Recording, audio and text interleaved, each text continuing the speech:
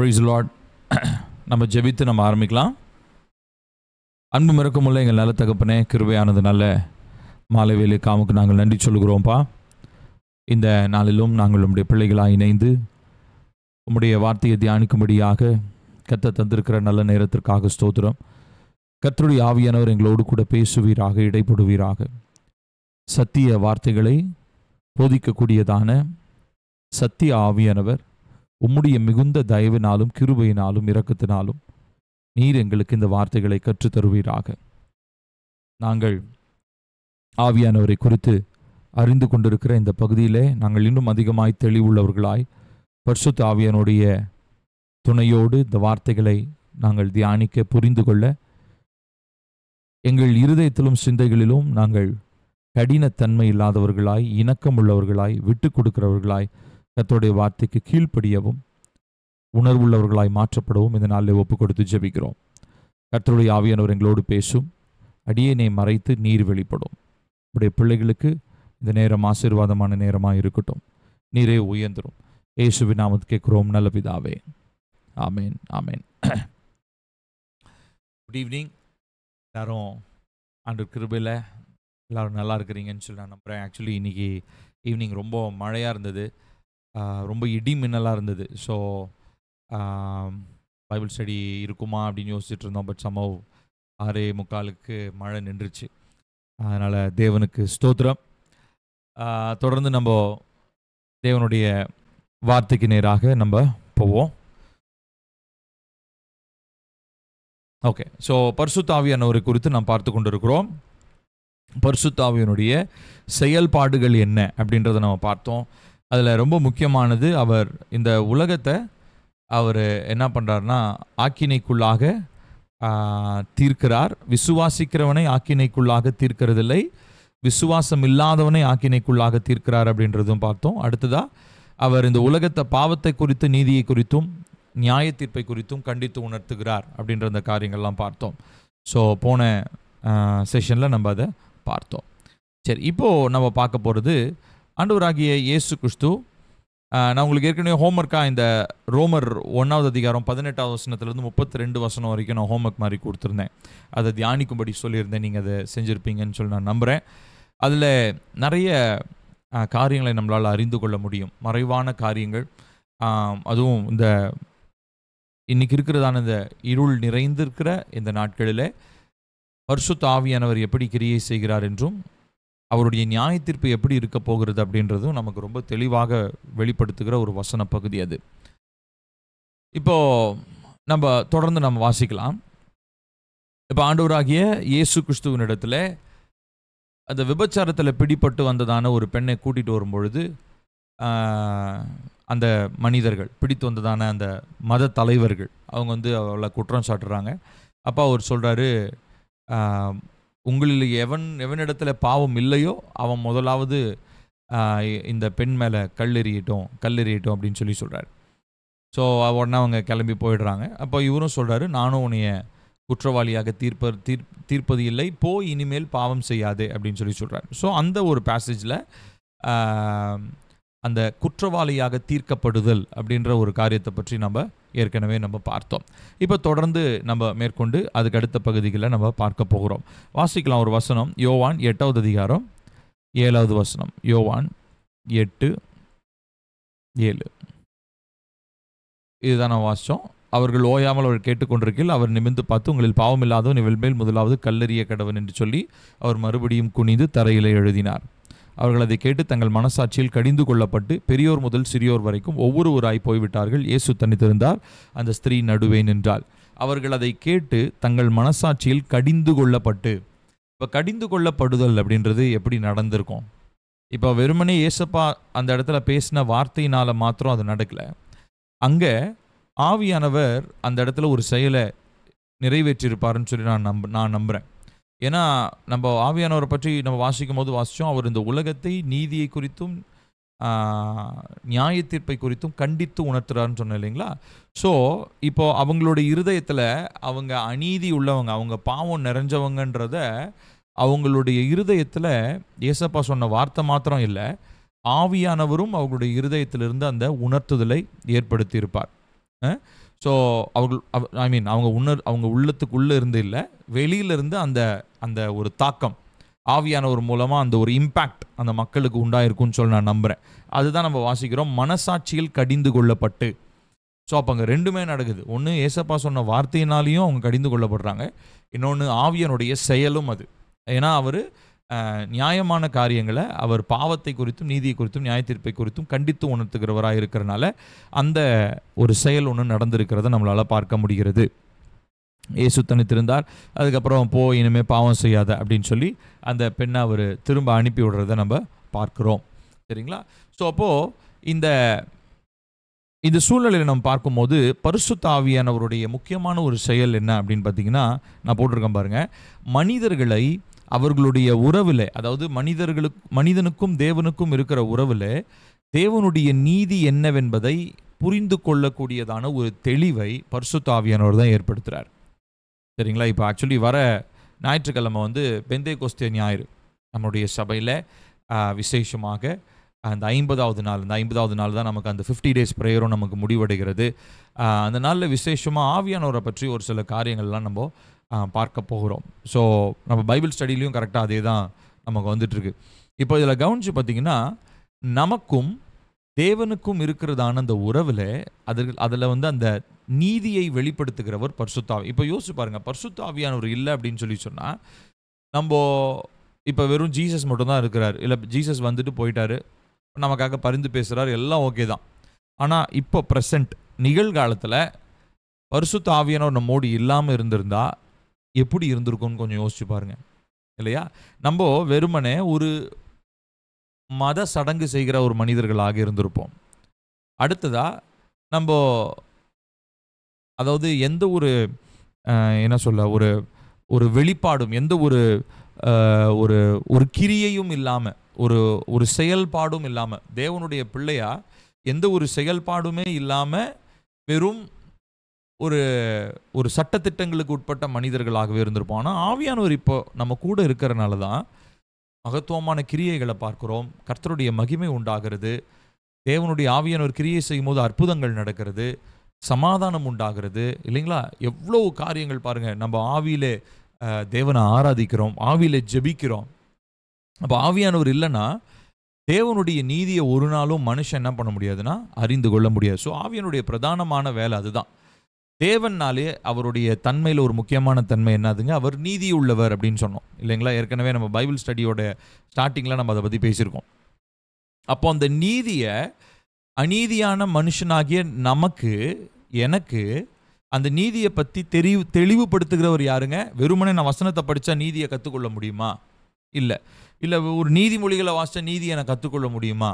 இல்லை. அதெல்லாமே எனக்கு ஒரு ஒரு அவுட்லைன் தான் கொடுக்கும், ஒரு மேலோட்டமான ஒரு பார்வை தான் கொடுக்கும்.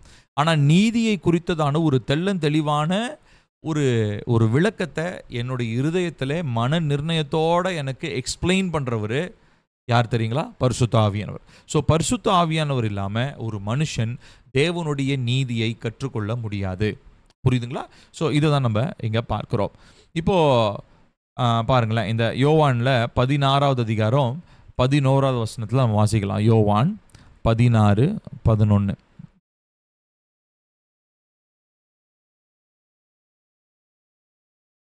இங்கேருந்தே வாசிப்போம், நம்ம 8லேருந்தே வாசிப்போம்.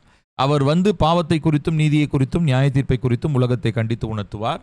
அவர்கள் என்னை விசுவாசியாதபடியினாலே பாவத்தை குறித்தும், நீங்கள் இனி என்னை காணாதபடிக்கு நான் என் பிதாவினிடத்திற்கு போகிறபடியினாலே நீதியை குறித்தும், இந்த உலகத்தின் அதிபதி நியாயம் தீர்க்கப்பட்டதினாலே நியாய தீர்ப்பை குறித்தும் கண்டித்து உணர்த்துவார். இப்போ 11வது வசனம் தான் கவனிக்கணும். இந்த உலகத்தின் அதிபதி நியாயம் தீர்க்கப்பட்டதினாலே. எப்படி நியாயம் தீர்க்கப்பட்டான்? எப்படி நியாயம் தீர்க்கப்பட்டான்? இப்போ ஏசப்பா சிலுவையில் இன்னும் மறிக்கல. இந்த வார்த்தையை பேசிகிட்டு இருக்கும்போது அவர் இன்னும் மறிக்கல. யோவான் 16:11 அவர் பேசின அந்த வார்த்தை, அந்த டைமில் ஏசப்பா மறிக்கல. ஏசப்பா மறித்து உயிர் தெழுந்திருந்தார்னா வேணால் நம்ம என்ன சொல்லலாம், பிசாசு நியாயம் தீர்க்கப்பட்டான்னு சொல்லலாம். ஆனால் இங்கே ஏசப்பா பேசிகிட்டு இருக்க அந்த டைம்லேயே சொல்கிறாரு நியாயம் தீர்க்கப்பட போகிறான்னு சொல்ல, நியாயம் தீர்க்கப்பட்டான்னு சொல்கிறார். இப்போ பாருங்கள் என்ன பண்ணுறார் அப்படின்னு சொன்னால், பரிசுத்த ஆவியானவர் அவர் அந்த வேலையை செய்கிறார். எந்த வேலையங்க? பிசாஸ், அதாவது பிசாசனுடைய கிரியைகள். ஸோ அவங்க பேசிக்கலாக பிசாசை ஃபைனல் வேர்டிக்ட் பண்ணி பிசாசுக்கு ஒரு ஆக்கினை தீர்ப்பை கொடுக்கறத பற்றி ஜீசஸ் சொல்ல அவர் என்ன சொல்கிறாருன்னா, பிசாசனுடைய கிரியைகள், அதாவது இந்த உலகத்தில் இருந்து அவிசுவாசத்தை ஏற்படுத்தி இந்த உலகத்தை ஆக்கினைக்குள்ளாக, அதாவது அநீதிக்குள்ளாக நடத்தி கொண்டிருக்கிறதான பிசாசனுடைய கிரியைகளை பரிசுத்த ஆவியானவர் என்ன பண்ணுறாருங்களா, ஆக்கினைக்கு உட்படுத்துகிறார். அதுதான் நம்ம வாசித்தோம் இல்லைங்களா 11ஆம் வசனத்தில். இந்த உலகத்தின் அதிபதி நியாயம் தீர்க்கப்பட்டதினாலே. எப்படி நியாயம் தீர்க்கப்படுகிறான்? இயேசு கிறிஸ்துனுடைய மரணம் இன்னும் நடக்கலை. அப்போ அதுக்கு முன்னாடி எது நியாயம் தீர்க்கிறதா இருந்தது? பரிசுத்த ஆவியானுடைய செயல்பாடுகள். ஸோ பரிசுத்த ஆவியானுடைய செயல்பாடுகள் என்ன பண்ணுச்சுன்னா, இந்த உலகத்தில் இருந்ததான தேவ பிள்ளைகளுக்கு, அதாவது தேவனை பற்றி கொண்டு தேவனுடைய நியாயப்பிரமாணங்களின்படி வாழ்ந்த அந்த பிள்ளைகளுக்கு கர்த்தருடைய நீதியை வெளிப்படுத்தி நியாய தீர்ப்பை வெளிப்படுத்துகிற ஒரு அளவுகோலாக இருந்தவர் யாரு? பரிசுத்த ஆவியானவர். சரிங்களா? இப்போ பிசாசானவனும் நியாயம் தீர்க்கப்பட்டதுனாலே அந்த பிசாசனுடைய பாவத்திலேயே தொடர்ந்து இருக்கிறவங்க நிச்சயமாக நியாயம் தீர்க்கப்படுவாங்க அப்படின்றத நம்ம இந்த வசனத்தில் ஆண்டவராகிய இயேசு கிறிஸ்து நமக்கு கற்றுக் கொடுக்கிறார். சரிங்களா? இப்போ ஒரு சில நேரங்களில் நம்ம பாவம் அப்படின்னு சொல்லும் போது ஒரு சில பாவங்களை ரொம்ப பெரிய பாவம். இப்போ ஒருத்தன் பொய் சொல்லிட்டானா அது சின்ன பாவம், கொலை பண்ணிட்டானா அது பெரிய பாவம், இல்லை பல பேரை கொண்டுட்டான் கொலைகாரன் அப்படின்னா அவன் பயங்கர மோசமானவன், அவனை தூக்கு தண்டனையில் போட்டுருணும். இப்போ நம்மளுடைய உலக வழக்கமும் அப்படி தான் இருக்கு இல்லைங்களா? இப்போ உதாரணத்துக்கு நார்மலாக ஒரு ஃபோனை திருடுறான்னு வச்சுக்கோங்க. ஒருத்தன் பஸ்ஸில் ஒருத்தன் ஃபோனை திருடுறான், அவனுக்கு தூக்கு தண்டனை கொடுப்பாங்களா? கொடுக்க மாட்டாங்க. ஆனால் இதே 10 கொலை பண்ணியிருக்கிறான் ஒருத்தன், ஒரு சைக்கோ கில்லர்னு வச்சுப்போம், அவனை கண்டிப்பாக என்ன பண்ணுவாங்க? தூக்கு தண்டனைக்கு உட்படுத்துவாங்க. கரெக்டுங்களா? இதுதான் உலக நீதி. ஆனால் தேவனுடைய பார்வையில் பாவம் என்பது அந்த பாவத்தினுடைய அந்த வீரியத்துக்கு தகுந்த மாதிரி கர்த்தர் நியாய தீர்ப்பு செய்வது அல்ல. அவருடைய பார்வையில் பாவம், எல்லா பாவமுமே ஒரே அளவு தான், எல்லா நீதியுமே ஒரே அளவில் தான் அவர் நியாயம் தீர்க்கிற தேவனாக இருக்கிறார். சரிங்களா? இப்போ ஒரு சில சமுதாயங்களில், ஒரு சில கலாச்சாரங்களில் ஒரு சில காரியங்கள் பாவம் இல்லை என்று ஏற்றுக்கொள்ளப்படுகிறது. இப்போ உதாரணத்திற்கு இஸ்லாமியர்களுடைய பழக்க வழக்கத்தில் ஒரு மனிதன் இன்னொரு பெண்ணை மணந்து கொள்வது அவங்களுடைய கலாச்சாரத்தின்படி ஏற்றுக்கொள்ளத்தக்க ஒரு காரியம். ஆனால் தேவனுடைய பார்வையின்படி, நம்மளுடைய கலாச்சாரத்தின்படி, நம்மளுடைய அதாவது கிறிஸ்தவன்றதை விட பரிசுத்த வேதாகமத்தின் அடிப்படையில் பார்க்கும்போது அது என்னங்க, ஒருவனுக்கு ஒருத்தி தான் இல்லைங்களா? ஸோ இன்னொருத்தனை போய் அவன் மணந்து கொள்கிறான் அப்படின்னா அது விபச்சாரமாக பார்க்கப்படுகிறது இல்லைங்களா? ஸோ இப்படி ஒவ்வொரு ரிலீஜியன், ஒவ்வொரு மதம், ஒவ்வொரு கலாச்சாரம், ஒவ்வொரு தேசம், ஒவ்வொரு மொழி, இப்படி ஒவ்வொரு பின்னணியத்திலையும் எல்லாமே மாறிக்கிட்டே இருக்குது. அப்போ கர்த்தர் எப்படி நியாயம் தீர்ப்பார்? அவனுடைய கலாச்சாரத்தை வச்சு நியாயம் தீர்ப்பாரா? கிடையவே கிடையாது. கர்த்தருடைய வார்த்தையை வச்சு தான் கர்த்தர் என்ன பண்ணுவாருங்க? நியாயம் தீர்ப்பார். ஸோ எனக்கு நிறைய நேரம் அப்படி டவுட் வந்திருக்கு. இப்போ உதாரணத்துக்கு வாலிபு பிள்ளைங்கள்கிட்ட நிறைய நேரத்தில் கேட்டது உண்டு. இப்போ என்னன்னு இப்போ யோசிச்சு பாருங்க. இப்போ நம்மளுடைய கலாச்சாரத்தில் வந்து பார்த்தீங்கன்னா டேட்டிங், அதாவது ஒரு ஆணும் பெண்ணும் திருமணத்துக்கு முன்பதாக பழகி ஒருவர் புரிந்து கொண்டு திருமணம் செய்வார்கள். இது வந்து மேற்கத்திய கலாச்சாரத்தில் ரொம்ப சகஜமானது. ஏன் தேவனை அறிந்த, ஏன் சபையிலேயே டேட்டிங் பற்றி ஆலோசனைகள்லாம் கொடுப்பாங்க. எப்படி டேட்டிங் பண்ணணுன்ற ஆலோசனையை கொடுப்பாங்க கிறிஸ்டியன் சர்ச்சஸில், வெஸ்டர்ன் கண்ட்ரீஸில் இருக்கிறதான கிறிஸ்டியன் சர்ச்சஸில். இப்போ நம்ம சபையில் அப்படி பண்ண முடியுமா? இல்லை நம்ம சபையில் அது சரி நம்ம சபையை விடுங்க, கலாச்சாரத்தில் அது ஏற்றுக்கொள்ளத்தக்கதா? அப்போது கர்த்தர் அமெரிக்காவை ஒரு மாதிரியும் தமிழ்நாட்டில் பிறந்தவனை ஒரு மாதிரியும் நியாயம் தீர்ப்பாரா? மாட்டார். அப்போது இங்கே அடிப்படையாக நம்ம இங்கே வந்து டேட்டிங் கரெக்டாக ரைட்டான்ற கான்டெக்ஸ்ட்டுக்கு நம்ம போக வேணாம். சரிங்களா? அது வந்து இன்னொரு நாளுக்கு அந்த டிஸ்கஷனை வச்சுக்கலாம். ஸோ அது வாலிப பிள்ளைகள் நிறைய பேர் என்கிட்ட கேட்டிருக்காங்க. நான் அவங்களுக்கு தெளிவான பதில் நான் சொல்லியிருக்கேன். சரி, அது போகட்டும். ஆனால் இங்கே உண்மையாலுமே கர்த்தர் நம்மளை நியாயம் தீர்க்கும் போது எதனுடைய அடிப்படையில் நம்ம நியாயம் தீர்ப்பார் அப்படின்னா அவருடைய வார்த்தை, அவருடைய வசனம். ஏன்னா எல்லா காலத்துலேயும் மாறாது அவருடைய வசனம் ஒன்று தான். இங்கிலீஷ்லேயும் அதே அர்த்தம் தான், தமிழ்லேயும் அதே அர்த்தம் தான், நீங்கள் ஹிந்தியில் டிரான்ஸ்லேட் பண்ணாலும் அதே அர்த்தம் தான். அதாவது மொழிக்கு மொழி அர்த்தம் மாறுவதே இல்லை. நம்ம புரிஞ்சு கொள்றதை வேணால் மாறிக்கலாம், அர்த்தம் ஒரு நாளும் மாறவே மாறாது இல்லைங்களா? பரிசுத்த ஆவியானவர் என்ன நோக்கத்தோட வசனங்களை எழுதி கொடுத்தாரோ அதே நோக்கத்தோட சரியாக நம்ம புரிஞ்சுக்கிட்டோன்னா அது யூனிவர்சல் ட்ரூத்துன்னு நம்ம சொல்கிறோம், உலகளாவிய சத்தியம் அப்படின்னு சொல்கிறோம். ஸோ கர்த்தருடைய வார்த்தை உலகளாவிய சத்தியம். இப்போது அந்த சத்தியத்தை வச்சு தான் கர்த்தர் நம்மளை என்ன பண்ணுவார், நியாயம் தீர்ப்பார். ஸோ அதன்படி பார்க்கும் பொழுது கர்த்தருடைய பார்வையில் அதாவது அவருடைய வார்த்தைக்கு மீறி இருக்கிற எல்லாமே அவருக்கு அவர் அருவருக்கத்தக்க பாவமாக இருக்கிறது. அது பொய் சொல்கிறதா இருக்கலாம், விபச்சாரம் பண்ணுறதா இருக்கலாம், கொலை பண்ணுறதா இருக்கலாம், திருடுறதா இருக்கலாம், வேறு எது செஞ்சாலும், அதாவது தேவனுடைய சத்தியத்திற்கு முரண்பாடான எது செஞ்சாலும் அது அவருடைய பார்வைக்கு அருவருப்பானதாக இருக்கிறது. ஸோ அப்போது பரிசுத்த ஆவியானவர் நியாயம் தீர்க்கிறார் அப்படின்னா எதனுடைய அடிப்படையில்? வசனத்தின் அடிப்படையில் தான் அவர் நியாயம் தீர்க்கிறார். சரிங்களா? ஸோ அப்போ பரிசுத்த ஆவியானவர் என்ன பண்ணுறார் அப்படின்னு சொல்லி சொன்னால் ஒரு மனிதனுக்கு ஒரு கன்விக்ஷன், அதாவது ஒரு உணர்த்துதலை ஏற்படுத்துகிறார். ஒரு கன்விக்ஷன், ஒரு உணர்த்துதலை ஏற்படுத்தி அவனுக்குள்ளே என்ன பண்ணுறார் அப்படின்னு சொல்லி சொன்னால் அந்த பாவ நிலையை உணர்த்துகிறார். ஸோ இப்போது இந்த வார்த்தையை நம்ம எப்படி சொல்லலாம் அப்படின்னா கண்டம்னேஷன்னு சொல்லுவோம். கண்டம் பண்ணுறது, கண்டம்னா ஒருத்தனை வந்து குற்றப்படுத்துறது. இப்போ ஆவியானவர் பாவத்தை குறித்து உணர்த்தும் போது அவர் குற்றப்படுத்த போகிறதில்லை, அது அவருடைய செயல் கிடையாது, அவர் உணர்த்துகிற தேவன். ஸோ ரெண்டுக்கு வித்தியாசம் இருக்குது, கன்விக்ஷன், கண்டம்னேஷன். கண்டம்னேஷன்னா ஒருத்தனை அதாவது நீ மோசமானவன், நீ ஒன்றுத்துக்கு உதவாதவன், நீ பாவி அப்படின்றது தான் கண்டம்னேஷன். உணர்த்துதல் அப்படின்னா என்ன அர்த்தம்? நீ செய்கிறது தப்பு, ஆனால் நீ இதை செய்யும்படி நீ அழைக்கப்பட்டவன் அல்ல, நீ இதை செய்யக்கூடாது, உனக்கு இதை விட இன்னும் மேலான ஒரு அழைப்பு இருக்குது, நீ இதை செய்யும் போது அபிஷேகத்தை இழந்து போவ, பரிசுத்தத்தை இழந்து போவேன்னு சொல்லி ஒரு உணர்த்துதலை. இப்போ நான் சொல்கிறது புரியுதுங்களா உங்களுக்கு? ஆவியானவர் கொடுக்கறது பேர், ஆவியானவர் உணர்த்தும் போது கில்ட் ஒரு நாளும் உண்டாக நமக்கு வந்து அந்த குற்ற உணர்ச்சி உண்டாகாது. ஆனால் மனுஷன் நம்மக்கிட்ட சொன்னான்னு வச்சுக்கோங்களேன், மனுஷன் நம்மக்கிட்ட சொன்னான்னா நமக்குள்ளே என்ன உண்டாகணும்? கில்ட், குற்ற உணர்ச்சி உண்டாகும். இப்போ நான் ஒரு தப்பு செய்யும் போது என்னை ஒருத்தங்க வந்து சுட்டி காமிக்கிறாங்க, அவங்க அன்போடையே சுட்டி காண்பிக்கிட்டோம், என்ன தான் அன்போடு சுட்டி காண்பிச்சாலும் ஒரு மனுஷன் இன்னொரு மனுஷங்கிட்ட செய்கிற தப்பை பற்றி பேசும்போது அங்கே கண்டிப்பாக என்ன உண்டாகுது தெரியுங்களா? அங்கே ஒரு குற்ற உணர்ச்சி உண்டாகிறது. இது பரிசுத்த ஆவியினுடைய செயல் கிடையாது. அதனால தான் நம்ம கரெக்ஷன் அப்படின்னு வரும்பொழுது நம்ம எப்பயுமே மனுஷனுக்கு மனுஷன் பேசுறதுக்கு முன்னாடி, பேசுறதுக்கும் வாய்ப்பு இருக்குது, நம்ம கண்டிப்பாக பேசணும், அது ஒரு லெவல் இருக்குது. ஆனால் முதல்ல ஒருத்தங்க கிட்ட, இப்போ உதாரணத்துக்கு நம்ம வீட்டில் ஒருத்தங்க தப்பு செய்கிறாங்க அப்படின்னா நம்ம நேருக்கு நேர் அவங்கள கன்ஃபரண்ட் பண்ணுறதுக்கு முன்னாடி பரிசுத்த ஆவியனுடைய கன்விக்ஷன் நடக்கிறதுக்காக நம்ம ஜெபிக்கணும்.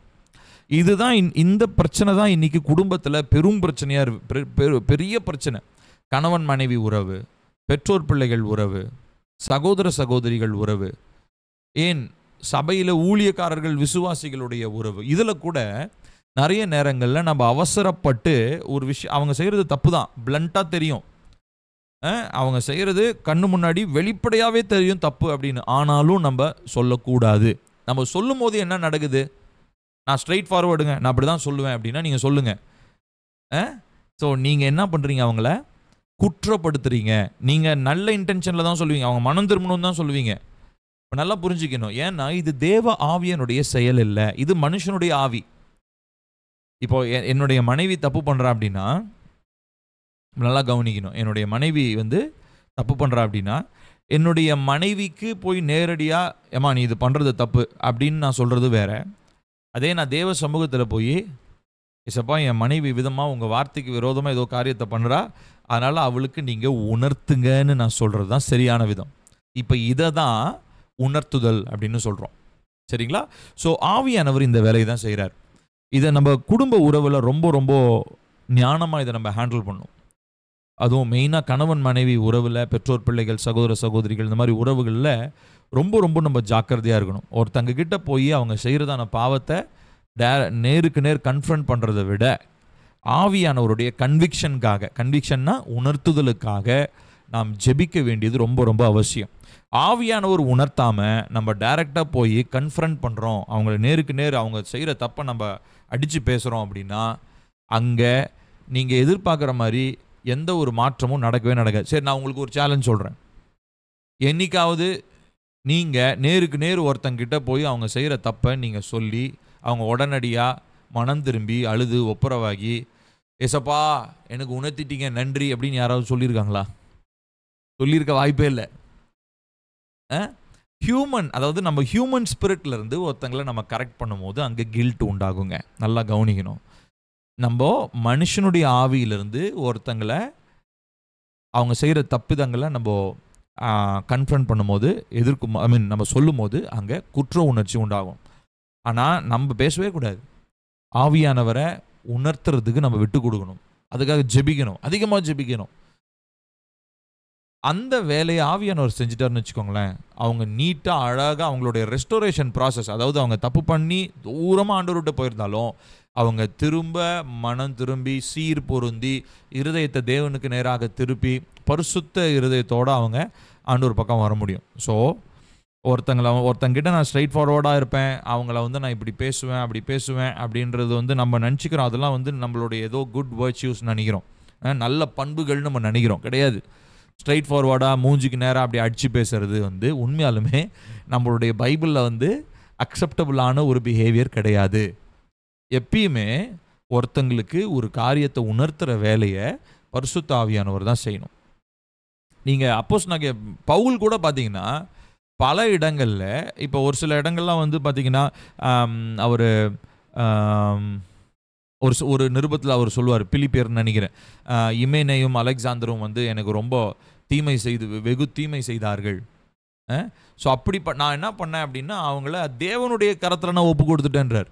அதாவது ஏதோ தீமை செய்கிறாங்க, பவுலுடைய ஊழியத்துக்கு தீமை செய்கிறாங்க. ஆனால் அங்கே நீங்கள் கவனித்து பார்த்தீங்கன்னா அவர் அங்கே ஸ்ட்ரெயிட் ஃபார்வர்டாக போய் நீ ஏன்டா தீமை செய்கிற அப்படின்னு சட்டையை பிடிச்சி காலரை பிடிச்சி சண்டை போட்டு அப்படின்லாம் அவர் பண்ணல, சீன் கிரியேட் பண்ணல. அவர் என்ன பண்ணுறாருன்னா அவர் ஆண்டவர் கையில் நான் ஒப்பு கொடுத்துட்டேன் அப்படின்றார். இப்போது நல்லா கவனிக்கணும், நம்ம எல்லாருமே பாவிகள் தான். இப்போது நான் என் மனைவி கரெக்ட் பண்ணுறேன் அப்படின்னா நான் யோக்கியமாக இருக்கிறனால என் மனைவி நான் கரெக்ட் பண்ணல, நானும் பாவி தான், என் மனைவியும் பாவி தான், நம்ம எல்லாருமே பாவிகள் தான். அப்போ இந்த உணர்த்துகிற வேலையை பரிசுத்த ஆவியானவர் தான் செய்யணும் அப்படின்றத இந்த நாளில் நம்ம மிகவும் தெளிவாக நாம் புரிந்து கொள்ள வேண்டியது அவசியமாக இருக்கிறது. ஏனென்றால் பாவம் என்பது ஏற்கனவே பரிசுத்த ஆவியானவரால் என்ன பண்ணப்பட்டிருக்குதுங்க, நியாயம் தீர்க்கப்பட்டது. ஸோ அந்த நியாயம் தீர்க்க இப்போ நம்ம போய் நியாயம் செய்ய வேண்டிய அவசியமே இல்லை. இப்போ நம்ம செய்ய வேண்டியதெல்லாம் ஆவியானவர் நியாயம் தீர்த்துட்டார் இல்லையா, இப்போ ஆவியானவர் அந்த நியாயம் தீர்க்கப்பட்ட அந்த பாவத்தை உணர்த்தி இப்படி செய்யாதன்னு சொல்லி ஒருத்தங்க கிட்ட ஆவியானவர் உணர்த்தணும். இந்த ப்ராசஸ் தான். இந்த ப்ராசஸ்க்கு வெயிட் பண்ணுறதுக்கு நமக்கு பேஷன்ஸ் இல்லை, நமக்கு என்ன சொல்கிறது, பொறுமை இல்லை. எந்த காலத்தில் ஆவியானவர் அவனுக்கு உணர்த்தி எந்த காலத்தில் உணர்வுள்ள இருதயத்தை அவனுக்கு தருவாருன்னு சொல்லி நம்மளாம் அந்த விஷயத்தை கையில் எடுத்துகிட்டு போய் அவர்கிட்ட நேருக்கு நேர் நான் பேசுகிறேன்னு சொல்லி இருக்கிற பிரச்சனையை பெருசாக்கி, அவர் ஆல்ரெடி அவரே ஒரு பிரச்சனையில் இருக்கிறாருன்னு வச்சுக்கோங்களேன், ஒரு நண்பர், அவரை போய் இன்னும் கொஞ்சம் நான் குற்றப்படுத்தி காயப்படுத்தி அவர் என்னைய பேசி நான் காயமடைஞ்சு இது ஒரு பெரிய பிரச்சனையில் தான் போய் முடியும். ஸோ எப்பயுமே ஒருத்தங்களை அவங்களுடைய அநீதியான வழியிலிருந்தோ அடிமைத்தனமோ பாவமோ ஏதோ ஒரு தேவனுக்கு பிரியமற்ற காரியங்களிலிருந்து நம்ம சீர் பொருந்த வைக்கணும் அப்படின்னா நம்ம ஆவியானுடைய உணர்த்துதலுக்காக ஜெபிக்க வேண்டியது ரொம்ப ரொம்ப அவசியம். ஓகேங்களா? ஸோ இதுதான் ரட்சிப்புக்கு நேராக வழி நடத்துகிற ஒரு வழியாக இருக்கிறது. இப்போ நான் இது வரைக்கும் பேசினது உங்களுக்கு புரிஞ்சதுங்களா? ஒரு தம்ஸ் அப் தரீங்களா?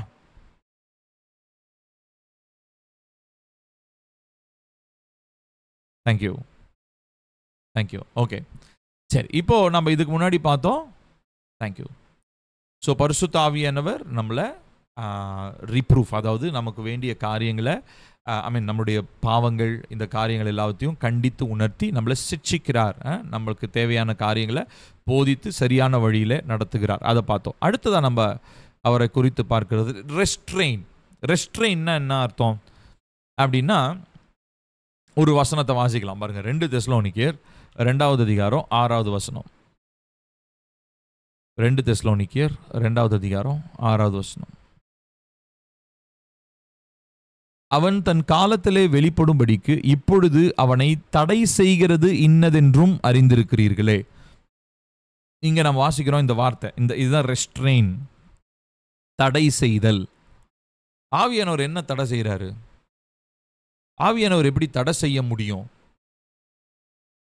இது ரொம்ப ஆவியானவர் எதுக்கு தடை செய்யணும்? இதை நம்ம இந்த நாளில் நம்ம பார்க்கலாம். சரி, இப்போ ஆண்டவராகிய இயேசு கிறிஸ்துவனுடைய பரமேறுதலுக்கு அப்புறம், அதாவது அவர் பரத்துக்கு எடுத்துக்கொள்ளப்பட்டதுக்கு அப்புறம், அவர் 50வது நாளில், அதாவது அதுக்கப்புறம் தொடர்ச்சியாக விசுவாசிகள் அப்போஸ்தலர்கள் என்ன பண்ணாங்கன்னு இருக்குங்க, கூடி ஜெபித்து கொண்டே இருந்தாங்க. அப்போ தான் 50வது நாளிலே, இப்போ தான் நம்ம அந்த 50th டே வரப்போது, வர சண்டே நம்ம அதை நம்ம நினைவு கூற போகிறோம். அந்த 50th டே 50வது நாள் யார் வராரு? பரிசுத்த ஆவியானவர் வராரு. ஆக்சுவலி பரிசுத்த ஆவியானவர் வராருன்னு சொல்ல முடியாது, பரிசுத்த ஆவியினுடைய நிறைவு வருதுன்னு தான் சொல்ல முடியும். ஏன்னா பரிசுத்த ஆவியானவர் எப்போ வந்துட்டார் தெரியுங்களா? ஏசப்பா அதுக்கு முன்னாடி நீங்கள் காஸ்பல் ஆஃப் ஜான் வாசித்து பார்த்தீங்கன்னா, யோவான் சுவிசேஷத்தில் ஒரு பகுதியில் நம்ம வாசிக்கிறோம். நான் அந்த வசனம் உங்களுக்காக நான் சொல்கிறேன் பாருங்க.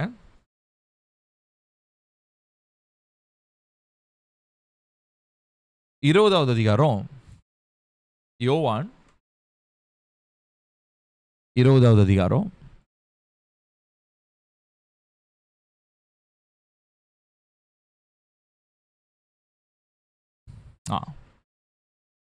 இருபது வசனத்திலிருந்து பாருங்க. அவர் இப்படி சொல்லி தம்முடைய கைகளையும் விலாவையும் அவர்களுக்கு காண்பித்தார். சீஷர்கள் கர்த்தரை கண்டு சந்தோஷப்பட்டார்கள். இயேசு மறுபடியும் அவர்களை நோக்கி, உங்களுக்கு சமாதானம் உண்டாவதாக, பிதா என்னை அனுப்பினது போல நானும் உங்களை அனுப்புகிறேன் என்று சொல்லி அவர்கள் மேல் ஊதி, பரிசுத்த ஆவியை பெற்றுக்கொள்ளுங்கள். எவர்களுடைய பாவங்களை மன்னிக்கிறீர்களோ அவைகள் அவர்களுக்கு மன்னிக்கப்படும், எவர்களுடைய பாவங்களை மன்னியாதிருக்கிறீர்களோ அவைகள் அவர்களுக்கு மன்னிக்கப்படாதிருக்கும் என்றார். இப்போ இங்கே நல்லா கவனிக்கிறேன். இங்கே என்ன வாசிக்கிறோம்? பரிசுத்த ஆவியை பெற்றுக்கொள்ளுங்கள். யார் சொல்றா? ஜீசஸ் தான் சொல்றாரு. ஸோ அப்போ பரிசுத்த ஆவியினுடைய அந்த என்ன சொல்றது, இன்ட்வெல்லிங்னு சொல்கிறோம். ஏற்கனவே இதை பற்றி நான் சொல்லியிருக்கேன். இன்ட்வெல்லிங், இன்ஃபில்லிங், அதாவது உள்ளிருத்தல், நம்மேல் ஊற்றப்படுதல், ரெண்டு வித்தியாசம் இருக்கு. இப்போ இந்த பரிசுத்த ஆவியானவர் இந்த அப்போஸ்தலர்கள் மேலே, அப்போ ஒவ்வொருத்தர் மேலேயே ஊதலை. அவங்க மக்கள் நின்றுட்டு இருக்காங்க, அப்போ சீஷர்கள் நின்றுட்டு இருக்காங்க, அவங்க மேலே அப்படின்னு ஊதுறாரு. ஊதுன உடனே என்ன நடக்குதுங்க? பரிசுத்த ஆவியை பெற்றுக்கொள்ளுங்கள் அப்படின்னு சொல்லி சொல்றாரு. ஸோ அப்போ பரிசுத்த ஆவியினுடைய இன்ட்வெல்லிங், உள்ள அவங்களுக்குள்ள வசிக்க ஆரம்பிச்சிட்டார். இப்போ அவங்க ஆவியானவருடைய நிறைவில் தான் அவங்க என்ன பண்ணியிருக்கிறாங்க, அந்த 50 days அவங்க ஜோம் பண்ணியிருக்காங்க. ஆனால் ஆவியானுடைய நிறைவில் அதுக்கப்புறம் நடந்தது என்ன? இந்த 50th டே, 50வது நாள், பெந்தேகோஸ்தே நாளில் நடந்தது என்ன? அதனுடைய விளைவாக இன்ஃபில்லிங் நடந்தது. இன்ஃபில்லிங்னா என்னது? மேலிருந்து வெளியிலிருந்து உள்ள ஒரு அபிஷேகம் ஒன்று பாய்ந்து சென்றது. அதை தான் நம்ம அக்கினிமயமான நாவுகளாக அவர்கள் மேலே ஆவியானவர் இறங்கினார் அப்படின்னு சொல்லி நம்ம பார்க்கிறோம். இப்போ நல்லா கவனிக்கணும். இந்த இடத்துல நாம் புரிந்து கொள்ள வேண்டிய ஒரு காரியம் என்ன அப்படின்னு சொல்லி சொன்னால், பரிசுத்த ஆவியானவர் இந்த நாட்களில் மனுஷங்களுக்கு அவர் 2 விதத்தில் கிரியை செய்கிறாரு. ஒன்று உள்ளே இருக்கிறாரு, இன்னொன்று நம்ம மேலே அவர் இறங்குறாரு. அதுதான் அபிஷேகம்னு சொல்கிறோம். அடுத்ததா இவ்விதமாக அவர் ஒரு மனுஷனை உள்ளேயும் நிரப்புறாரு, வெளியிலிருந்தும் ஒரு மனுஷனை நிரப்பும் போது அவர் என்ன பண்ணுறாரு அப்படின்னு சொல்லி சொன்னால், அவர் கர்த்தருடைய வருகைக்காக நம்மளை ஆயத்தப்படுத்துறது, சுவிசேஷத்தை சொல்ல வைக்கிறது, பரிசுத்தமாக வாழ வைக்கிறது, இதெல்லாம் ஒரு பக்கம் அவர் பண்ணாலும் அவர் செய்கிறதான முக்கியமான ஒரு விஷயம் என்ன அப்படின்னா, இந்த கரப்டான உலகத்தில், அதாவது மோசம் போய் ரொம்ப அநியாயத்திலும் மாய்மாலத்திலும் இருக்கிறதான இந்த உலகத்தில் முழுமையான கரப்ஷன் ஆகாமல், முழுமையாக இந்த உலகம் இன்னும் அழிவுக்குள்ளே போகாமல், இந்த உலகத்தில் ஏன்னா முழுமையான அழிவுக்கு போயிடுச்சுன்னா உடனடியாக என்ன வந்துடுங்க? நியாயத்தீர்ப்பு வந்துடும். சொல்கிறது புரியுதுங்களா? அதாவது இதை நியாயத்தீர்ப்பு அப்படின்றத சொல்லும் போது நீங்கள் தீர்க்கதரிசன புத்தகங்களை வாசித்து பார்த்தீங்கன்னா தெரியும். கர்த்தருடைய கோப கலசம் அப்படின்னு சொல்லி ஒன்று இருக்குது, கப் ஆஃப் ராத் அப்படின்னு சொல்கிறோம்.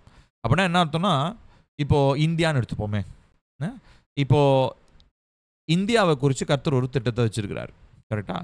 ஆனால் இந்தியாவில் இருக்கிறதான மக்கள், இந்தியாவுடைய சமுதாயம், கலாச்சாரம், பழக்க வழக்கங்கள், சட்டத்திட்டங்கள், இதெல்லாமே ரொம்ப கொடுமையாக மாறி அநியாயம் ரொம்ப பெருக்கெடுத்தே ஓடும் பொழுது என்ன நடக்குது அப்படின்னா, இந்த இந்தியாவுக்கு மேலே வரக்கூடியதான கர்த்தருடைய கோபாக்கினை செலுத்தக்கூடிய ஒரு கப் ஒன்று வச்சிருக்கிறார் கர்த்தர். இது வசனம் இருக்குது. ஸோ அந்த அந்த கோப கலசம் முழுமையாக நிறைவடையும் பொழுது, இந்தியாவை குறித்து கர்த்தர் வச்சிருக்கிற அந்த அந்த கோபம் முழுசாக நிறைவடையும் போது ஃபைனலாக வந்து யாருமே தடுத்து நிறுத்தவே முடியாது. ஆப்வியஸாக அங்கே என்ன நடக்கும் அப்படின்னா நியாய தீர்ப்பு தான் உண்டாகும். அங்கே யார் என்ன நினச்சாலும் அங்கே வந்து அந்த கர்த்தருடைய கோபத்தை தடை செய்யவே முடியாது. அதுதான் அவருடைய கோப கலசம் அப்படின்னு சொல்லி நம்ம சொல்கிறோம். அந்த வசனம் எங்கே இருக்குன்றதை நான் லேட்டர் ஆன் நான் உங்களுக்கு சொல்கிறேன். கர்த்தருடைய கோப கலசம் அப்படின்னு சொல்லி ஒரு வசனம் ஒன்று இருக்குது.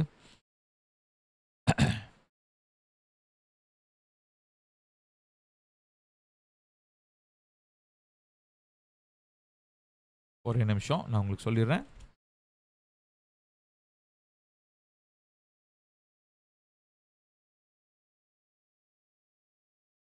எரேமியா 25வது அதிகாரத்தில் நம்ம அதை வாசிக்கிறோம்.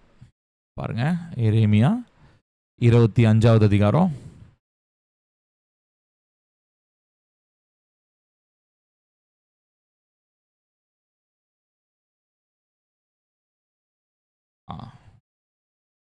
15வது வசனம். இஸ்ரவேலின் தேவனாகிய கர்த்தர் என்னை நோக்கி, நான் உன்னை அனுப்புகிற ஜாதிகள் குடித்து நான் தங்களுக்குள் அனுப்பும் பட்டயத்தால் அவர்கள் தள்ளாடி புத்தி கெட்டு போகும்படிக்கு இந்த உக்கரமாகிய மதுபானத்தின் பாத்திரத்தை நீ என் கையிலிருந்து வாங்கி அவர்கள் எல்லாருக்கும் அதிலே குடிக்க கொடு என்றார். அப்பொழுது நான் அந்த பாத்திரத்தை கர்த்தருடைய கையிலிருந்து வாங்கி கர்த்தர் என்னை அனுப்பின எல்லா ஜாதிகளுக்கும் குடிக்க கொடுத்தேன். இன்னொரு இடத்துல கூட இதனுடைய உருவகத்தை நம்ம பார்க்கிறோம். ஏசாயா 51வது வசனத்தில் 22வது அதிகாரம் 22வது வசனம் கர்த்தராகிய என் ஆண்டவரும் தம்முடைய ஜனத்துக்காக வழக்காட போகிற உன் தேவனுமானவர் சொல்லுகிறது என்னவென்றால், இதோ தத்தளிப்பின் பாத்திரத்தை உன் கையிலிருந்து நீக்கி போடுகிறேன், இனி என் உக்கிரத்தினுடைய பாத்திரத்தின் வண்டல்களை நீ குடிப்பது இல்லை. ஸோ கர்த்தருடைய கையில் என்ன இருக்குங்களா? உக்கிரத்தின் பாத்திரம், அதுதான் கப் ஆஃப் ராத். ஒபதியா 16 இருக்குது. வெளிப்படுத்தின விசேஷம் 14:10 நம்ம அதை பார்க்குறோம். சரிங்களா? ஸோ இதெல்லாம் வந்து ஒரு சில எக்ஸாம்பிள்ஸ் நான் உங்களுக்கு சொல்கிறேன். சரி, இப்போ எதுக்காக நம்ம இதை பற்றி பேசுகிறோம் அப்படின்னா, கர்த்தர் என்ன பண்ணுறாருன்னா, இந்த அவருடைய நியாய தீர்ப்பு நாளுக்காகன்னு வச்சிருக்கிறார் அதை. சரிங்களா? ஆனால் அநியாயம் நம்ம தேசத்தில் என்னதான் பெருகிட்டு இருந்தாலும் அந்த கர்த்தருடைய அந்த அது கோபம் நிறைவேற முடியாதபடிக்கு, அதாவது அந்த கலசத்தில் அந்த அந்த அந்த கப்பு வந்து ஃபுல்லாகாதபடிக்கு ஒரு காரியம் தடை செய்துங்களாம். அது என்ன அப்படின்னா, பரிசுத்த ஆவியானவர் விசுவாசிக்குள்ளாக இருந்து செயல்படுகிறதான இந்த செயல்பாடுகள், ஆர் ப்ராபப்ளி இப்படி சொல்லலாம், அதாவது தேவனுக்கு பிரியமுள்ள மனிதர்கள் அந்த தேசத்தில் இருந்து ஏறெடுக்கிறதான பரிசுத்த ஆவியானவர் மூலமாக ஏறெடுக்கிறதான ஜெப விண்ணப்பங்கள். நான் சொல்றது உங்களுக்கு புரியுதுங்களா? ஏன்னா இப்போ இந்த சோதோம் கொமோரா எக்ஸாம்பிள் எடுத்துக்குவோம். போன செஷனில் அதை பற்றி பேசியிருக்கோம். சோதோம் கொமோராவை கர்த்தர் ரொம்ப முன்னாடியே அழிச்சிருக்கலாம். ஆனால் அந்த அழிவை அந்த அழிவு வரக்கூடாதுன்னு சொல்லி ஒரு மனுஷன் என்ன பண்ணிட்டு இருக்கிறாரு, அங்கே மன்றாடி ஜெபம் பண்ணுறாரு. யாரு? ஆபிரகாம், இல்லைங்களா? ஸோ அதுக்கப்புறம் மீறி அதெல்லாம் தாண்டி தான் கர்த்தர் வந்து அதை அழிக்கிறாரு. ஏன்னா சோதோம் கொமோராவை குறித்ததான கர்த்தருடைய கோப கலசம் என்ன ஆயிடுச்சு? நிறைவு அடைஞ்சிருச்சு. ஸோ அவருடைய கோபம் வந்து முழுமை அடைஞ்சனால அந்த தேசத்தின் மேலே அவர் அக்கினி மழையை பெய்ய பண்ணுகிறார். இப்போ நல்லா கவனிக்கணும். என்ன அப்படின்னு சொல்லி சொன்னால், கர்த்தருடைய ஆவியானவர் ஒரு மனுஷனுக்குள்ளே இருந்து, நல்லா கவனிக்கணும், அவர் என்ன பண்ண வைக்கிறாருன்னா, ஒன்று நம்மளை பாவம் செய்யாமல் இருக்க நமக்கு உணர்த்துகிறார். அது நிறைய விஷயம் பார்த்துட்டு இருக்கோம். அது ரொம்ப முக்கியமானது, கர்த்தருடைய கோபம் நம்ம சந்ததியில், நம்ம குடும்பத்தில், நம்ம தேசத்தின் மேலே இன்னும் வராமல் இருக்க நம்மை கொண்டு நமக்குள்ளிருந்து ஆவியானவர் என்ன பண்ணுறாரு தெரியுங்களா? ஒரு ரெஸ்ட்ரெய்னிங் ஆர்டர், அதாவது அதை தடுத்து நிறுத்துறார். அந்த ஆக்கினை தீர்ப்பை அவர் கொஞ்சம் போஸ்ட்போன், தடுத்து நிறுத்துறான்னு சொல்கிறத விட போஸ்ட்போன் பண்ணுறாருன்னு சொல்லலாம். அந்த கிரேஸ் நமக்குள்ளேருந்து ஃப்ளோ ஆகுது. ஏன்னா தேவனை அறிந்தவங்க நிமித்தமாக தான் கர்த்தர் என்ன பண்ணுறது இல்லைங்க, ஒரு தேசத்தை அழிக்கிறது கிடையாது. இல்லைன்னா எல்லா தேசத்தையும் என்றைக்கும் என்ன பண்ணியிருக்கணும், கர்த்தர் அழிச்சு போட்டிருக்கணும். நான் சொல்கிறது நான் புரியுதுங்களா உங்களுக்கு? கர்த்தருடைய கோபத்தின்படி, அவருடைய நீதியின்படி பார்த்தா அவருடைய கண்களுக்கு முன்பதாக தேசத்தில் யாருமே இருக்க முடியாது. எல்லா தேசமுமே அழிக்கப்பட்டிருக்கணும். ஆனால் ஒவ்வொரு தேசத்துலையும் உண்மையாக அவரை நோக்கி பார்த்து இவ்விதமாக ஆவியானுடைய துணையினாலே செபிக்கிற மன்றாடுகிற மனிதர்கள் இருக்கிறதுனால அந்த ரெஸ்ட்ரெயின், அதாவது கர்த்தர் என்ன பண்றாருன்னா ஒரு சில காரியங்கள், ஒரு சில கோபத்தின் தீர்ப்புகளை அவர் வெளிப்படுத்தாமல் என்ன பண்றாருன்னா அவர் ஹோல்ட் ஆன் பண்றாரு. சரிங்களா? ஸோ இதை தான் நம்ம இந்த பகுதியில் நம்ம புரிந்து கொள்ளுகிறோம். அப்போ நம்மளுடைய பிரசன்ஸ், நம்ம இருக்கும் பொழுது, நம்ம இருக்கிற அந்த இடத்துல பரிசுத்த ஆவியானவர் நமக்குள்ள இருக்கும் பொழுது அந்த இடத்துல பாவம் அதிகமாய் பெருகாதபடிக்கு நம்மை கொண்டு கர்த்தர் என்ன பண்றாருங்க, அங்க ஒரு ரெஸ்ட்ரெயின் ஆர்டரை உருவாக்குறார். இன்னொரு எக்ஸாம்பிள் சிம்பிளா சொல்றேன். இப்போ ஒரு ஒரு பாவம் நிறைஞ்ச ஒரு சமுதாயத்தில் ஆஃபீஸில் ஒருத்தர் ஒர்க் பண்ணுறாருன்னு வச்சுப்போம். அந்த ஆஃபீஸில் 20 பேர் இருக்கிறாங்க. ஒரு எக்ஸாம்பிளுக்கு சொல்கிறேன். இப்போ அந்த 20 பேருமே ரொம்ப ரொம்ப மோசமானவங்கன்னு வச்சுப்போம். உலக பிரகாரமாக பயங்கரமாக குடிவெறி, களியாட்டு, வேசித்தன பாவங்கள் அப்படி இப்படி எல்லாத்தையும் செய்கிறவங்க. ஆனால் ஒரு மனுஷன் மட்டும், அந்த 20 பேரில் இருக்கிற ஒரு மனுஷன் மட்டும் தேவனை ஏற்றுக்கொண்டு ஆவியானவரால் நடத்தப்படுகிற ஒரு பரிசுத்தவானா இருக்கிறாருன்னு வச்சுப்போமே. இப்போ அந்த ஒருத்தர் நிமித்தமாக அந்த இடத்துல அந்த 20 மனிதர்களுக்கும், அந்த 20 மனிதர்களும் கூடியிருக்கிறதான இடத்துல வர வேண்டிய ஆக்கினை தீர்ப்பு அந்த ஒரு மனுஷன் மூலமாக என்ன பண்ணப்படுது தெரியுங்களா? தடுத்து நிறுத்தப்படுகிறது. நான் சொல்கிறது உங்களுக்கு புரியுதுங்களா? அப்போ ஒரு மனுஷன், பாவம் நிறைஞ்ச உலகத்தில் ஒரு மனுஷன் பரிசுத்தவானா தன்னுடைய பரிசுத்தத்தை காத்துக்கொண்டு ஆவியனுடைய நிறைவினால் நடத்தப்படும் பொழுது அவனுக்குள்ள இருக்கிற ஆவியானவர் நிமித்தமாக தேவனுடைய கோபாக்கினை அவனை சார்ந்திருக்கிற அந்த இடத்துல வெளிப்படுத்தப்படாமல் தடுத்து நிறுத்தப்படுகிறது. நான் சொல்றது உங்களுக்கு புரியுதுங்களா? இதுதான் நம்ம பார்க்கிறோம். இப்போ பரிசுத்த ஆவியானவர் என்ன பண்றாரு அப்படின்னா, பிசாசினாலும் அவனுடைய விழுந்து போன தூதனினாலும் இந்த முழு உலகமாக என்ன பண்ணுறாங்க, ஃபுல்லாக கரப்ட் பண்ணி இந்த full society and countries and every cultures and every people and every race, எல்லா கலாச்சாரம், எல்லா குலத்தில் இருக்கிற மக்கள் எல்லாரையுமே பயங்கர கரப்ஷனில் பிசாசு கொண்டு போனாலும் கர்த்தர் இன்னும் தன்னுடைய கோபாக்கினை வெளிப்படுத்தாமல் இருப்பதற்கு காரணம் என்ன? அஃப்கோர்ஸ் தேவனுடைய கிருபை இதெல்லாம் இருந்தாலும் இந்த பூமியில் என்ன ரீசன் என்ன அப்படின்னா, ஆவியானவரை பெற்றதான மனிதர்கள் இருக்கும் பொழுது, ஆவியானவர் அவங்களுக்குள்ள இருக்கும் பொழுது அவர் என்ன பண்றாரு, இந்த உலகத்திற்கு வர வேண்டியதான நியாய தீர்ப்பை கர்த்தர் என்ன பண்றாருங்க தெரியுங்களா? தடுத்து நிறுத்தி கொண்டு இருக்கிறார். ஆவியானவர் நிமித்தமாக அது விஷயம் நடக்குது. ஆனால் என்னைக்கு கர்த்தருடைய ரகசிய வருகையில் இந்த பரிசுத்தவான்கள், ஆவியை பெற்றவங்கள் எல்லாம் எடுத்துக்கொள்ளப்படுறாங்களோ முடிஞ்சுது, அன்னைக்கு கதை முடிஞ்சிச்சு. கர்த்தருடைய கோபாக்கின் அதுக்கப்புறம் ஒரு 7 வருஷம் உபத்திரவ காலம் நம்ம வாசிக்கிறோம். அதுக்கப்புறம் கர்த்தருடைய கோபாக்கினை எப்படி இருக்குன்றதை நம்ம வெளிப்படுத்தின விசேஷத்தில் வாசித்து பார்த்தோன்னா நமக்கு புரியும்னு நினைக்கிறேன், இல்லைங்களா? அதுக்கப்புறம் கர்த்தருடைய அந்த அந்த டிஸ்கிரிப்ஷன்லாம் நீங்கள் படிச்சிங்கனாலே பயங்கர கொடூரமானதாக இருக்கும். அந்த மாதிரி ஒரு பயங்கரங்களை நம்ம கேள்விப்பட்டிருக்கவே மாட்டோம். அது நம்ம ரெவலேஷனை வெளிப்படுத்தின விசேஷத்தை ஜஸ்ட்டு கற்பனை பண்ணாலே நமக்கு ஒரு பக்கம் அப்படியே ஒரு மாதிரியா கலங்கின மாதிரி இருக்கும், இல்லைங்களா? அந்த அளவுக்கு தேவனுடைய கோப கலசத்தினுடைய அந்த நிறைவேற்றம் அப்போதான் நடக்கும். ஆனால் அது வரைக்கும் கர்த்தருடைய கிருபை இருக்குது, எல்லாம் இருக்குது. ஆனால் இந்த பூமியில் என்ன நடக்குது தெரியுமா? பரிசுத்த ஆவியை பெற்ற மனிதர்களாலே கர்த்தருடைய கோபம், கர்த்தருடைய நியாய தீர்ப்பு தடுத்து நிறுத்தப்படுகிறது. நான் சொல்றது உங்களுக்கு புரிஞ்சிருக்கும்னு நினைக்கிறேன். இது வரைக்கும் நடத்துனது உங்களுக்கு புரிஞ்சுதுங்களா? இந்த ரெஸ்ட்ரெயின்ட் அப்படின்றது உங்களுக்கு புரிஞ்சுதுங்களா? ஒரு தம்ஸ் அப். Yes, thank you. சரி, ஸோ அதுக்கு நம்ம ஆதாரமாக பார்த்தது இந்த வசனம் தான். 2 தெசலோனிக்கேயர் 2வது அதிகாரம் 6வது வசனத்தில் இந்த வசனத்தை நம்ம வாசிக்கிறோம். அதாவது பாருங்கள், நம்ம ஒரு ஃபர்ஸ்ட்லேருந்தே வாசித்து பார்த்தீங்கன்னா அப்படி தான் இருக்கும். இந்த அன்றியும் சகோதரி, நம்முடைய இயேசு கிறிஸ்துவின் வருகையும் அவருடைய சேர்க்கப்படுவதையும் குறித்து நாங்கள் உங்களை வேண்டிக் கொள்கின்றவென்றால், ஒரு ஆவியினாலாவது வார்த்தையினாலாவது எங்களிடத்திலிருந்து வந்ததாய் தோன்றுகிற ஒரு நிருபத்தினாலாவது கிறிஸ்துவனுடைய நாள் சமீபமாக இருக்கிறதாக சொல்லப்பட்டால் உடனே சஞ்சலப்படாமலும் இருங்கள்.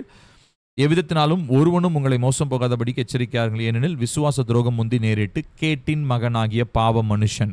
ஸோ இது அந்தி கிறிஸ்துவை பற்றி பேசப்படுகிற ஒரு பகுதி.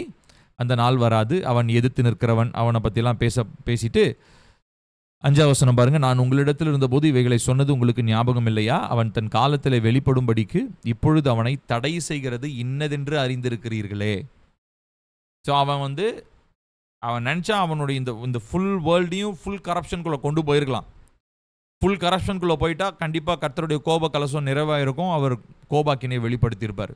ஆனால் அவர் என்ன பண்ணுறாரு, ஆவியானவர் என்ன பண்ணுறாரு, ஒரு மனுஷனுக்குள்ளே இருந்து என்ன பண்ணுறாருன்னா அந்த ப்ரேயர் மூலமாக ஒரு கான்ஸ்டன்ட் சப்ளிகேஷன், தொடர்ச்சியான விடாப்பிடியாய் தொடர்ச்சியாக ஆவியானவர் மனிதர்களுக்குள்ளாக இருந்து ஏறெடுக்கிறதான அந்த விண்ணப்பங்கள், மன்றாட்டு, அந்த திறப்பின் வாசலை நின்று ஜெபிக்கிறது.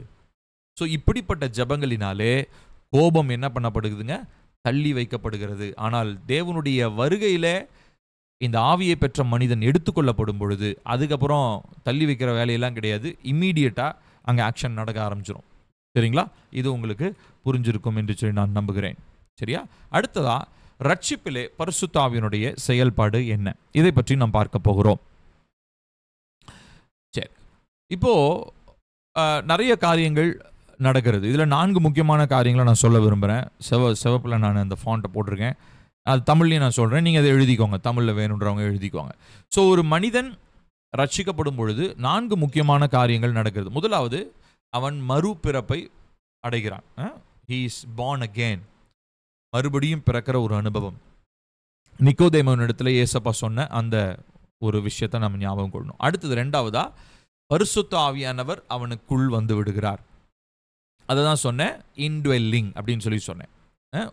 உள்ளிருத்தல், இன்ஃபில்லிங் வேற, இன்ட்வெல்லிங் வேற, இல்லையா? ஸோ உள்ளிருத்தல். அடுத்தது, மூன்றாவதாக நாம் பார்க்கிறோம், பரிசுத்த ஆவியானவராலே ஞானஸ்நானம் பெறுதல். இதுதான் இன்ஃபில்லிங்னு சொல்கிறோம். ஆவியானவர் மூலமாக ஒரு மனுஷனுடைய நிறைவு அவனுக்கு உண்டாகிறதான ஒரு அனுபவம். ஸோ இதுதான் baptism of the holy ghost அப்படின்றோம். ஸோ இது வந்து எப்படி நமக்கு நடக்குது, பரிசுத்த ஆவியானுடைய அபிஷேகம் அப்படின்னு சொல்கிறோம். இல்லை ஊழியக்காரர்கள் நம் மேலே கரங்களை வைக்கும் போது, அபிஷேகம் பெற்ற மனிதர்கள் தங்களுடைய கரங்களை வைக்கும் போது, இல்லை அபிஷேகத்திற்காக நாம் கூடி இணைந்து ஜெபிக்கும் பொழுது, அபிஷேக கூட்டம் அப்படின்லாம் சொல்கிறோம் இல்லைங்களா? அது நிறைய நேரங்கள் நிறைய பேருக்கு அது புரியறதே கிடையாது. என்ன சும்மா போய் லபலபன்னு கத்துறதுக்கு என்னத்துக்கு போய் கூட்டம் கூடணும் அப்படின்லாம் நிறைய பேர் கிரிட்டிசைஸ் பண்ணுறவங்க உண்டு. ஆனால் உண்மையாலுமே ஆவியனுடைய அபிஷேகத்தில் நடத்தப்படுற அந்த மனிதர்களுக்கு தான் தெரியும் அப்படிப்பட்ட ஒரு வாழ்க்கை. ஆவியானவராலே நடத்தப்பட்ட, ஆவியனுடைய அபிஷேகத்தின் நிறைவினாலே நடத்தப்படுற வாழ்க்கையை அனுபவிக்கிறவங்க மாத்திரம்தான் பேச முடியும். மற்றபடி வெளியிலிருந்து அதை வேடிக்கையாக பார்க்குறவங்க, அதை கமெண்ட் பண்ணணும், அதை கிரிட்டிசைஸ் பண்ணணும்னு பார்க்குறவங்களுக்கு அது ஒரு நாளும் புரியவே புரியாது. சரி, அது போகட்டும். இப்போ மூணாவதாக நடக்கிறது என்ன, ரட்சிப்பின் அந்த அனுபவத்தில் இந்த ப்ராசஸ் எல்லாமே நடக்கணும்.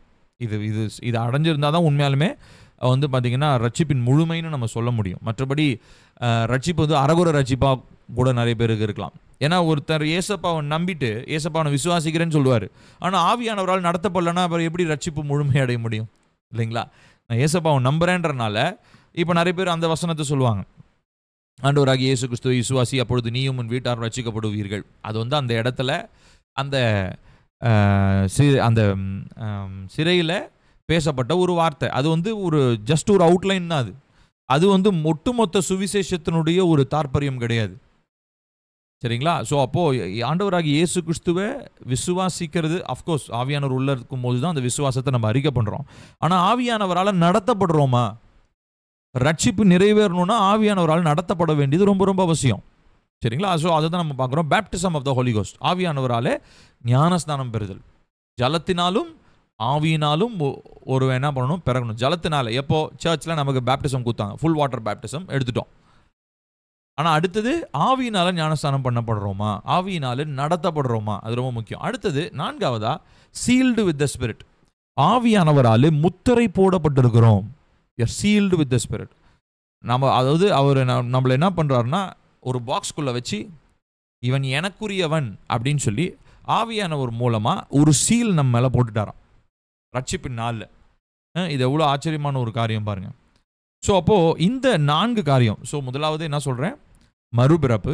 அடுத்ததா உள்ளிருத்தல், ஆவியானவர் உள்ளிருத்தல். அடுத்ததா ஆவியானவர் நம்மை நிரப்புதல், இல்லைன்னா அது என்னன்னு சொல்லலாம்னா ஆவியானவருடைய ஞானஸ்நானம்னு சொல்லலாம். அடுத்ததா நான்காவதா பரிசுத்த ஆவியானுடைய முத்திரை, ஆவியானவரால் முத்தரிக்கப்படுதல், to be sealed by the holy spirit. இந்த 4 காரியங்கள் ஒரு மனிதனுடைய வாழ்க்கையில் கண்டிப்பாக நடந்திருக்கணும். வெறும் ஏசப்பாவை நான் விசுவாசிக்கிறேன் அதனால் நான் ரட்சிக்கப்பட்டேன்னா அது உண்மையான ரட்சிப்பு கிடையாது. அது சும்மா ஜஸ்ட்டு அது என்ன சொல்கிறது, அந்த கேள்வியில் சும்மா நம்ம கேட்குறனால ஓ அப்படியா ஆமாங்க அவரும் தேவன் தான், அவர் தேவன் நான் ஒத்துக்கிறேன், இது பேர் ரட்சிப்பு கிடையாது. ரட்சிப்புனா இந்த 4 காரியங்கள் கண்டிப்பாக ஒரு மனிதனுடைய வாழ்க்கையில் நடக்கணும். ஸோ இதில் ஒரு சில காரியங்களை நம்ம பார்க்க போகிறோம். இப்போ இந்த ரீஜெனரேஷன், அதாவது இதில் நான் சொன்ன இந்த மறுபிறப்பு, பார்ன் அகெயின்றது தான் அதனுடைய சரியான வார்த்தை. இந்த ரீஜெனரேஷன், இந்த வார்த்தை வேணும்னா நீங்கள் எழுதிக்கோங்க. மறுபிறப்பு, அதாவது திரும்பவும் மறுபடியும் புதிதாக பிறத்தல். அப்போ தான் நிக்கோதேமு சொல்கிறாரு, ஐயா எப்படிங்க ஐயா, ஜீசஸ்கிட்ட கேட்குறாரு, எப்படி எங்கள் அம்மா வயிற்றுக்குள்ளே போய் நான் திரும்பவும் பிறக்க முடியும் அப்படின்ற மாதிரி கேட்குறாரு. அப்போது தான் ஜீசஸ் அழகான அந்த வார்த்தைகளை நமக்கு எக்ஸ்பிளைன் பண்ணுறாரு.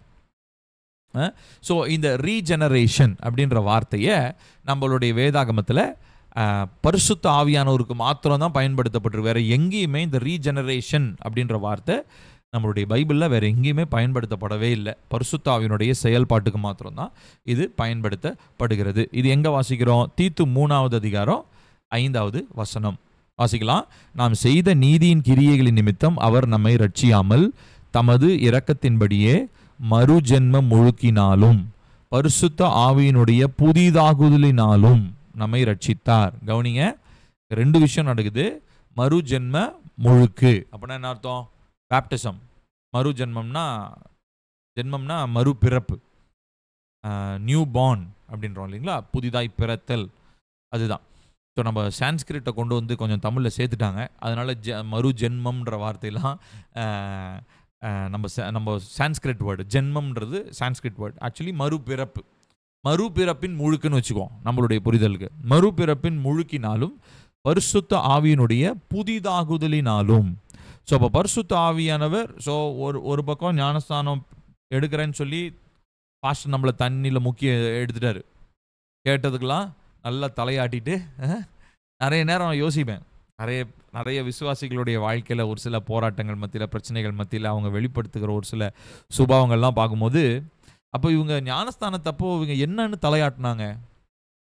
அந்த அந்த கோவிலில் விக்கிரகத்துக்கு அந்த ஆடு பலி கொடுப்பாங்க இல்லைங்க, பார்த்தீங்களா? அப்போ தண்ணி தெளிப்பாங்க. தண்ணி தெளிச்சோன்னா அந்த ஆடு என்ன பண்ணும், அப்படி தலையாட்டும், பார்த்தீங்களா? அந்த மாதிரி நம்ம ஆட்கள் சரிங்க, ஆமேன், அப்படியே ஆகட்டும், ஆமாங்கன்னு சொல்லிடுறாங்க. அந்த நேரத்துக்கு தண்ணியில் முங்கி எந்திரிச்சா போதும், இதை சர்ச்சுக்கு இந்த ஞானஸ்தானம் எடுத்தால் போதும்னு மட்டும்தான் அந்த நேரத்தில் இருக்கிறாங்க. ஆனால் அதுக்கப்புறம் வர்ற உபத்திரவங்கள், பிரச்சனைகள்லாம் நம்ம பார்க்கும்போது என்ன நடக்குதுன்னா, இவங்க உண்மையாலுமே ஜென்யூனாக தான் ஞானஸ்தானம் எடுத்தாங்களா அப்படின்ற ஒரு கேள்வியெல்லாம் நமக்கு வர ஆரம்பிக்குது. சரி, அது போகட்டும், அப்படி இருக்கக்கூடாது இல்லையா? அங்கே கேட்கப்படுகிறதான கேள்வி பார்த்தீங்கன்னா ரொம்ப ஜென்யூனாக தேவ சமூகத்தில் கேட்கப்படுற ஒரு கேள்வி. ஸோ அதுக்கு நம்ம ஜென்யூனாக நம்ம பதில் இருக்கணும். அந்த பதிலில் நம்ம என்ன சூழ்நிலை வந்தாலும் அங்கே என்ன பதில் சொன்னோமோ அதுக்கு நம்ம உண்மை உள்ளவங்களாக இருக்கணும் இல்லையா? ஆனால் சூழ்நிலை வந்தோடனே கொஞ்சம் மாறி தேவனை மறுதளிக்கிற மாதிரி சூழ்நிலையெல்லாம் வந்தோடனே தேவனை விட்டு விலகி போகிறதான மனிதர்களையும் பார்க்கணும். சரி, அது போகட்டும். மறுஜென்மம் முழுக்கு பரிசுத்த ஆவியினுடைய புதிதாகுதல். ஸோ இந்த புதிதாகுதலுக்கு தான் ஆங்கிலத்தில் ரீஜெனரேஷன் என்கிறதான வார்த்தை இந்த ஒரே ஒரு இடத்துல மட்டும்தான் ஆவியினுடைய புதிதாகுதல் அப்படின்றது இருக்குது. பாருங்கள், ஆவியினுடைய புதிதாகுனாலும் நம்மை ரட்சித்தார். ஸோ ரட்சிப்புன்றது இந்த ப்ராசஸ் நடக்கணும். ரீஜெனரேஷன், ஆவியானவருடைய புதிதாக்குகிற ஒரு அனுபவம் ஒவ்வொரு மனிதனுக்குள்ளாகவும் இருந்தால் ஒழிய அந்த மனிதன் முழுமையான ரட்சிப்பை பெற்றுக்கொள்ள முடியாது. ஓகேங்களா? பாருங்க, யோவான் 3:5 வாசிக்கிறோம். இதுதான் ஏசப்பா நிக்கோதேமுவிட்ட சொன்னாரு. இயேசு பிரதியுத்தரமாக, ஒருவன் ஜலத்தினாலும் ஆவியினாலும் பிறவாவிட்டால் தேவனுடைய ராஜ்யத்தில் பிரவேசிக்க மாட்டான் என்று மெய்யாகவே உனக்கு சொல்லுகிறேன். ஸோ ஜலத்தினாலும் ஆவியினாலும். ஸோ இந்த கிரியை, இந்த ரீஜெனரேஷன், புதிதாகுதல் அப்படின்ற காரியம் பரிசுத்த ஆவியினுடைய செயல்பாடாக இருக்கிறது. சரிங்களா? இப்போ என்ன நடக்குது? இதனால என்ன நடக்குது? தேவனுடைய ஜீவன் அவர்களுக்குள்ள கொடுக்கப்பட்டு தேவனுடைய சுபாவத்திற்கு பங்குள்ளவர்களாக, தேவனுடைய குடும்பத்திற்கு பங்குள்ளவர்களாக அவர்கள் மாற்றப்படுகிறார்கள். அது எடுத்த உடனே ஒரே நாளில் ஆகிறது இல்லை. அது கொஞ்சம் கொஞ்சமாக பழக்கத்தின்படி நம்மளை விட்டு கொடுக்கும் பொழுது, தேவன் சொல்லுகிறதான காரியங்களில் நம்ம இணைந்து நடக்கும் பொழுது தொடர்ச்சியான ஐக்கியம், தொடர்ச்சியான உறவு, தேவனோடு இருக்கிற உறவு, தேவ பிள்ளைகளோடு இருக்கிற ஐக்கியம், தொடர்ச்சியாக தேவனுடைய வார்த்தையை தியானித்தல், தொடர்ச்சியாக ஜெபித்தல், தேவனை சார்ந்திருத்தல், இப்படி பல காரியங்களினாலே தான் ஒரு மனுஷன் என்ன பண்ண முடியும், தேவனுக்குள்ளாக நிலைத்திருக்க முடியும். மற்றபடி நான் வெறும் ஞானஸ்தானத்தை எடுத்துட்டேன், நான் எங்கேயும் சர்ச்சைக்கெல்லாம் நான் போக மாட்டேன், என் இஷ்டத்துக்கு நான் இருப்பேன், நான் உண்டு, என் தேவன் உண்டு, நான் தனியாக பைபிள் படிச்சுக்குவேன், நான் தனியாக ஜோம் பண்ணிக்குவேன் அப்படின்னு சொல்கிறவங்க நிச்சயமாக தேவனுடைய ராஜ்யத்திற்கு பங்குள்ளவர்களாக இருக்க முடியாது. சரி, அடுத்ததை நம்ம வாசிப்போம். பாருங்க, யோவான் 5வது அதிகாரம் 24வது வசனத்தை வாசிப்போம். என் வசனத்தை கேட்டு என்னை அனுப்பினவரை விசுவாசிக்கிறவனுக்கு நித்திய ஜீவன் உண்டு. அவன் ஆக்கினை தீர்ப்புக்கு உட்படாமல் மரணத்தை விட்டு நீங்கி ஜீவனுக்கு உட்பட்டிருக்கிறான் என்று மெய்யாகவே மெய்யாகவே உங்களுக்கு சொல்லுகிறேன். பாருங்க, என் வசனத்தை கேட்டு என்னை அனுப்பினவரை விசுவாசிக்கிறவனுக்கு நித்திய ஜீவன் உண்டு.